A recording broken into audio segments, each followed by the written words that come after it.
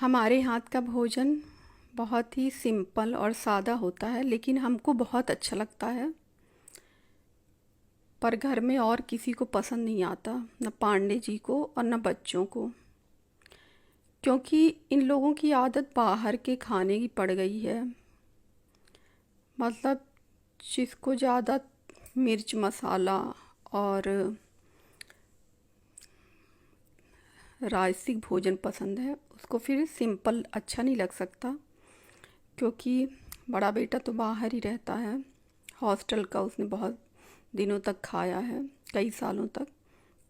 और Pandey ji hotel line में हैं, तो वो भी बाहर बाहर ही रहते हैं, तो उनकी भी आदत पड़ गई है बाहर के खाने की।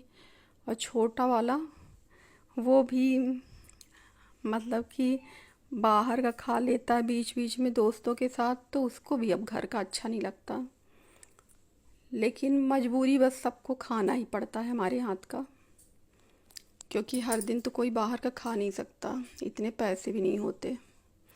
एक साधारण मध्यम वर्ग परिवार में औरत यही सोचती है कि वो अपने हाथ से सबको बना के खिलाए और सब लोग उसी में संतुष्ट रहें।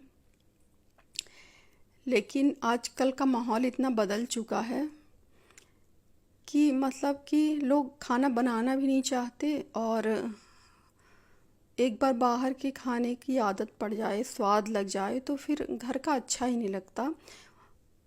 बाहर इतने सारे मसाले वगैरह डाले जाते हैं, अजीनोमोटो और पता नहीं कौन कौन से मसाले, हमको तो पता भी नहीं है कुछ। अब पांडे जी देखिए अपने लिए खुद ही बना रहे हैं, इनको भी नहीं पसंद है हमारे हाथ का। तो क्या कर सकते हैं, जिसको जो पसंद है वो वही करे। अब हम अपना कितना दिमाग खपाएं सबके पीछे।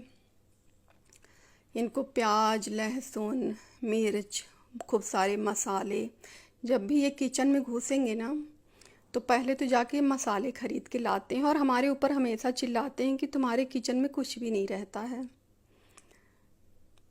क्योंकि हम सिर्फ मसाले के नाम पे हल्दी नमक धनिया या मेथी और जीरा बस डालते हैं खाने में।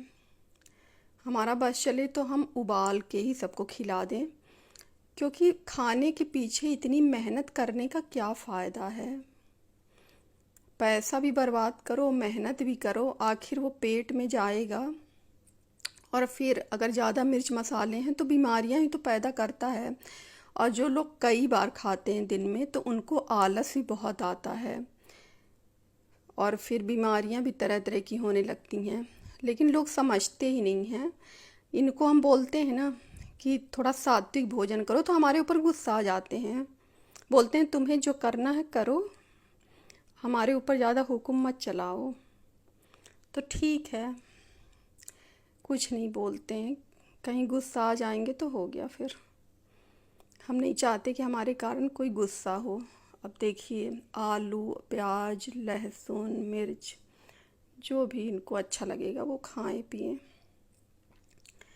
लेकिन एक जो माँ होती है वो यही चाहती है कि सब लोग स्वस्थ रहें, तो अच्छा भोजन ही करें, सात्विक करें, जिससे शरीर में बल तो आता ही है, बीमारियां पैदा नहीं होती और आलस नहीं आता है ना। लेकिन आप ये सब खाओगे मिर्च वगैरह, तो कहीं ना कहीं फिर परेशानी तो आती ही है।